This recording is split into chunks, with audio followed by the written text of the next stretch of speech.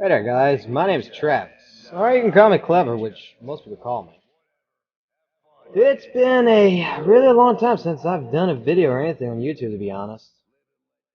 And I just wanted to take the time about, maybe do some commentary or something for this channel, and see how it goes, and if you guys perhaps like it.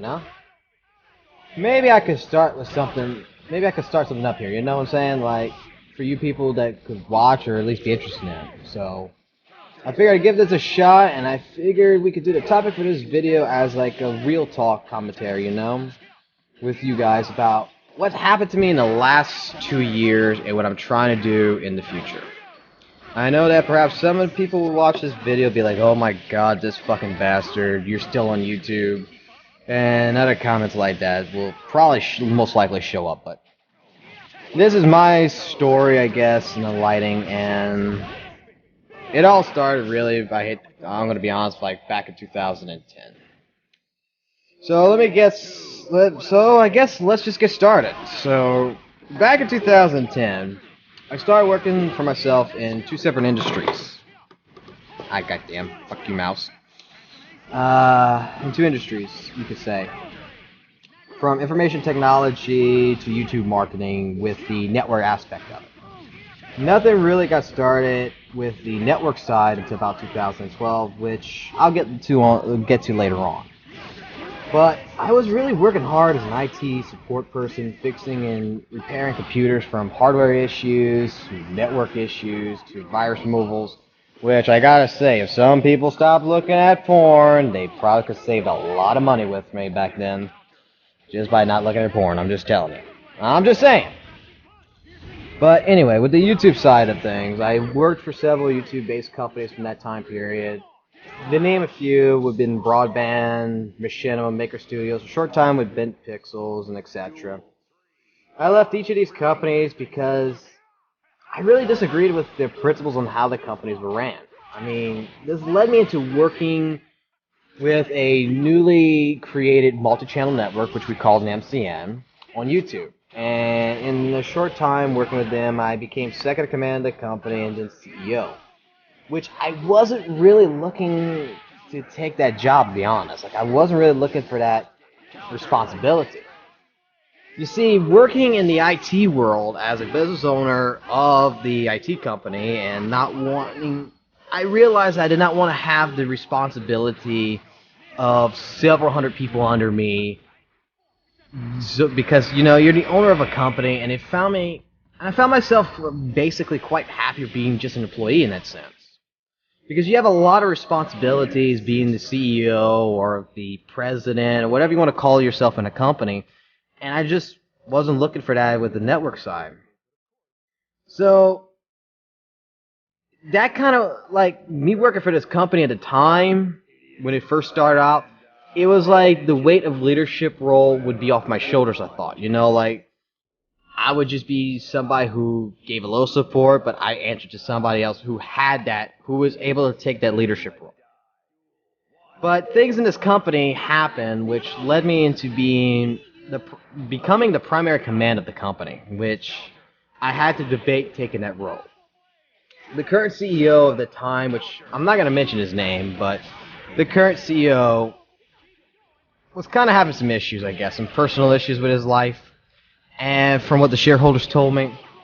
And, well, they just basically told me, like, one day is like, you know what, we're having trouble with this guy right now, and there's a lot of stuff going on, we don't know how to deal with it, so we're going to put you in charge. And I was like, what? You going to put me in charge? I really don't want to. They wanted me to rebrand the network, change the company name, do all the stuff that a CEO would have to do. They're like, you need to come up with a new name, you need to come up with a business strategy, all this stuff for us. And I ended up doing it just because there were several people who were clients and friends of mine, I guess you want to say, that backed me up in this company, that I was working with within this company at the time, saying like, do it, man, we trust you, we want to see you succeed, man.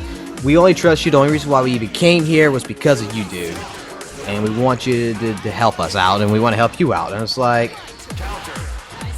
I've always learned something now in my life from my family side, I guess, like how my father would always teach me stuff, is you take 3 days.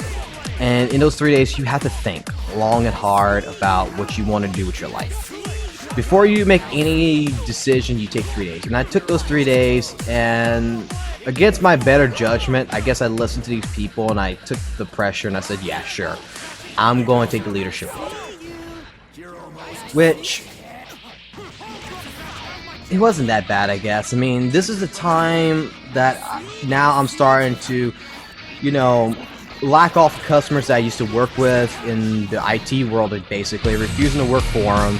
And I was going to put my majority of the time into this new project. I mean, it wasn't paying much, to be honest. Like, the networking side at this time wasn't paying much.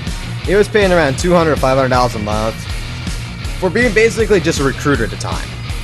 Like, that was my job, being a recruiter, which was all I needed, really, because they paid 2/3 of my bills, so I can go do a couple of computer repair jobs here and there, and I could be like, yeah, man, I got this.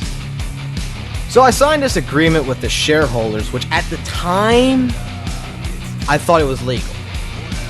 Because the agreement was stated like this. Like, I had 25% ownership over the company.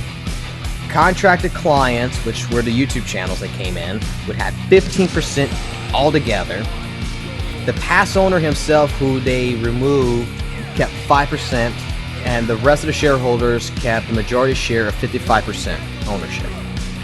But the agreement and the statement was stated in the contract something to the effect of any changes made to the company that are drastic changes would have to require a 70% vote or higher to pass.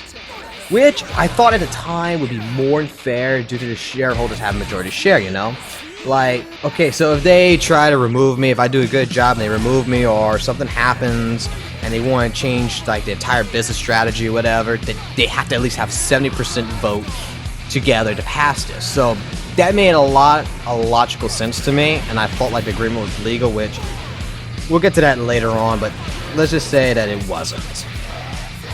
And let's just say that we're in the first year. This is 2012 right now, the first year of the company when I took over. We did fucking amazing. We did great in this company. We over exceeded the numbers of what the network could bring in within a short period of 3 months. We did fabulous. That was until March 2013. Where stuff really started getting a little haywire. See, I was getting involved with a woman that I was working with, that I had feelings for, that I was, I was really liking this woman, and I was like really in love. I'll be honest, I was becoming obsessive, I was becoming lustful, I was in love with this woman because of her personality, who she was, how she spoke. She was great. She was working with one of the clients who was also a friend of mine at the time, and he was one of those people that was supporting the company, and I was working with and trying to do different projects and try to help him succeed so that way the company would succeed, if that makes sense, because he was a client. That was the thing. He was a client, so you had to do that.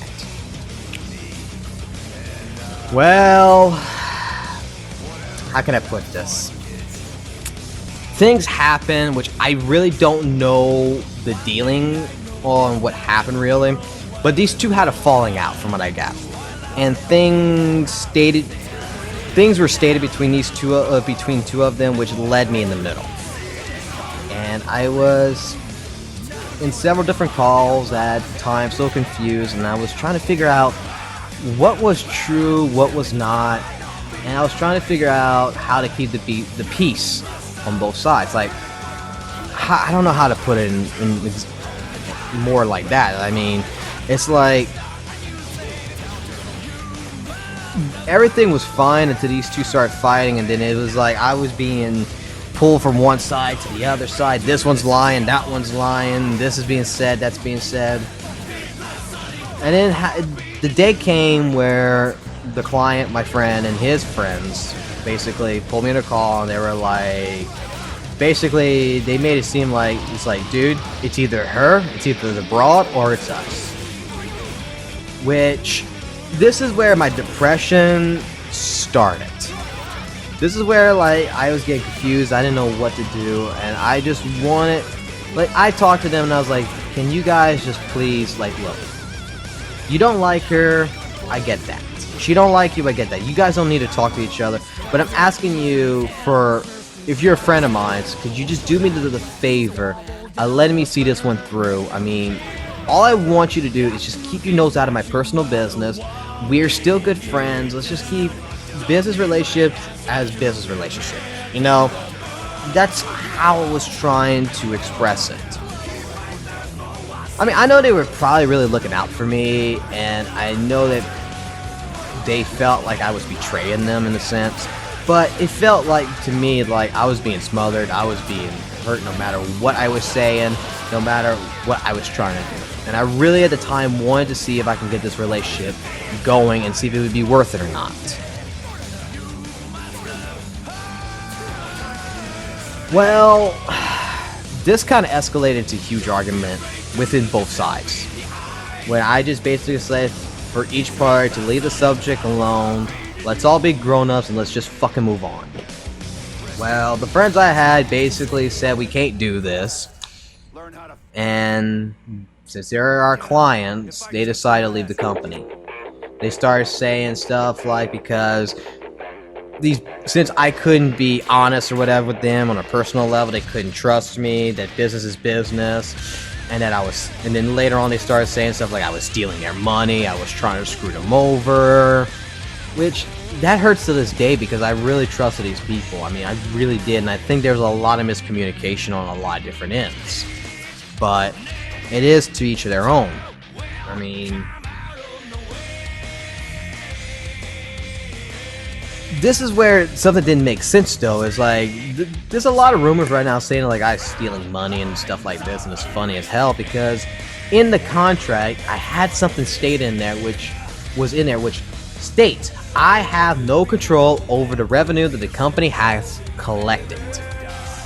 That way I couldn't be responsible for the money. That the people who were responsible for the money would have been the shareholders. That the shareholders, with their own private company, they had an accounting business, from what I gathered, within there, was the ones that would pay the clients on time, which I think there was a couple of issues during the time period, but a couple of emails back and forth, it was fixed within a couple of days.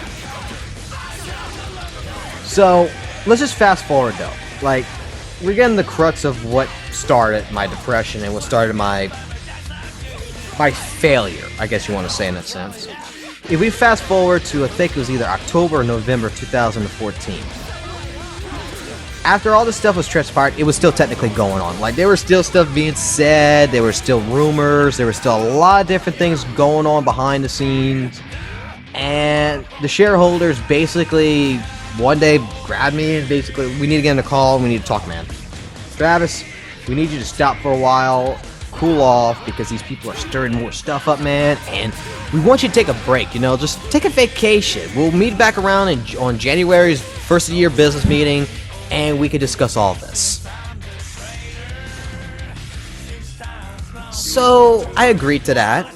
And they took my email, they took stuff away from me that I had access to and stuff like this, and basically told me, like I said, just go on a vacation for the time until the new year. So I did that.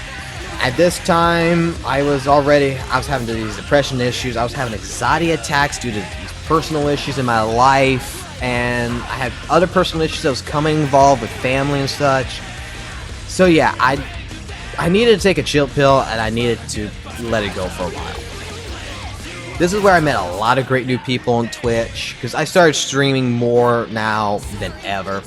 Heck, this is where I met my greatest friend of all time, my fiance Lexi, who is one that basically saved me from killing myself.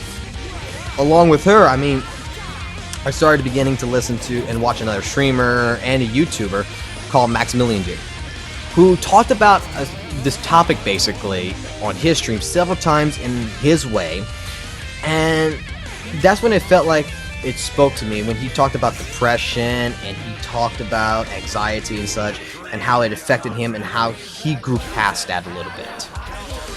This person was a stranger to me, but the words that he was speaking and the words that Lexi was telling me on the side that I was listening to hit me hard, man. It was like really hitting me hard, and it was showing me there was a light at the end of the tunnel, you know?